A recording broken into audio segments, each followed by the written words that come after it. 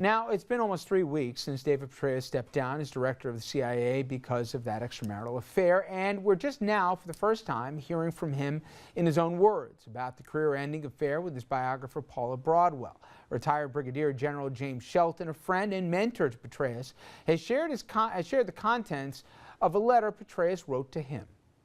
How much it all meant. I screwed up royally. I paid the price appropriately. Team Petraeus will survive, though I have obviously created enormous difficulty for us. Shelton says he was shocked when he learned about the former four-star general's affair with his biographer, and he went on to say this. I didn't think he was expecting to happen what happened. I don't think she wove a web around Dave and dragged him in. I don't think that at all. I think it was mutual. And Mark, I bring you in because this isn't just a story to you. You know the man. And are you like everybody else that you were shocked when you heard the story? I was shocked, and I briefed General Petraeus several times. I was actually interviewed by Paula several times in Afghanistan, so I know these people. Did you have an inkling? You know, it's funny. It's sort of like when Luke and Leia said, you know, I have a secret. I'm your brother. It's sort of like after I found out, I said, I knew all along. They were so close, and all of us who wondered, how does she have such access to him? Especially with a resume that didn't have a lot of books to her credit. I don't know when the relationship occurred, but the truth is, I respect and admire and love General Petraeus to death. So don't get me wrong.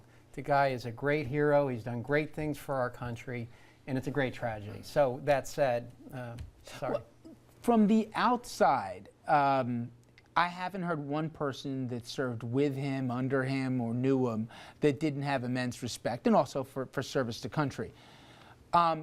Few thought it was the wrong decision to resign. They thought, especially given his role at CIA, that it wasn't just perception, but it was the right thing to do. Do you agree?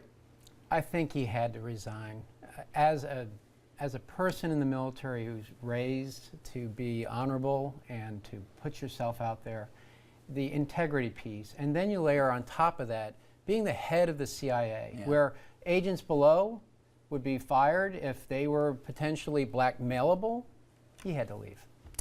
What's the part of this that doesn't excuse what he did by any means, but when you're separated from your family for not just months, sometimes with the exception of a week or two, or years at a time, is this one of the casualties of war? I don't know how to answer that one. General Petraeus has been away from his family for a long time. I'm sure many, many families have been hurt that way. Probably a lot of divorces because of that. So yeah. We heard about the conversations that this spawned with military couples as soon as it happened. Right. Lay it on the table, tell me what's going on. That must have happened, you would imagine, in more than a few households, right? I would think so, yeah. And one more thing on this. General Allen, again, not just the random name to you, right? You think he, I mean, the president stood by him on this. You would think the way these things work, I know there's an investigation, I know there's about 70 emails in question that they're looking at. If the shoe hasn't dropped by now, he's probably going to be okay, right? I think so. I mean, I don't know. I know as much as you do. Yeah. And the truth is, you know, he's a great general and he's doing a great job over there. And without knowing the facts, I'll just leave it at that. And finally, I know for many people it's musical chairs, the names change. It does matter who's in charge, right? And if somebody, a quick exit goes out, we saw this with McChrystal with that interview with Rolling Stone, there is dysfunction that comes as a consequence, right? It matters incredibly. And if people remember, we had some not so good generals in Iraq for the middle of the war when it was at its worst. Yeah. And you came in Petraeus, who really got us and turned it around. Petraeus, McChrystal was a brilliant man too. And General Allen's a brilliant man. So having the right leaders matters incredibly. So you can't.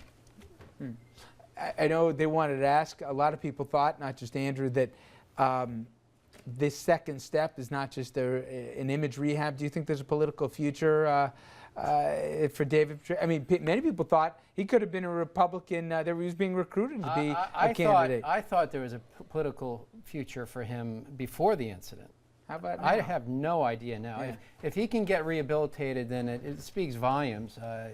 But we've seen crazier things in Dominic, America. we've seen people come back from far worse than this. All right. Classified info. If any classified info got out because of the relationship, he's done. Yeah. Absolutely. Although nothing yet. All right, we're going to take a quick break. After it, we come back to the issue of Gitmo. This week, the Senate okayed an amendment that would force Gitmo to stay open for another year. Obama said he'd close it. Will it ever happen? Should it? We'll talk about that straight ahead.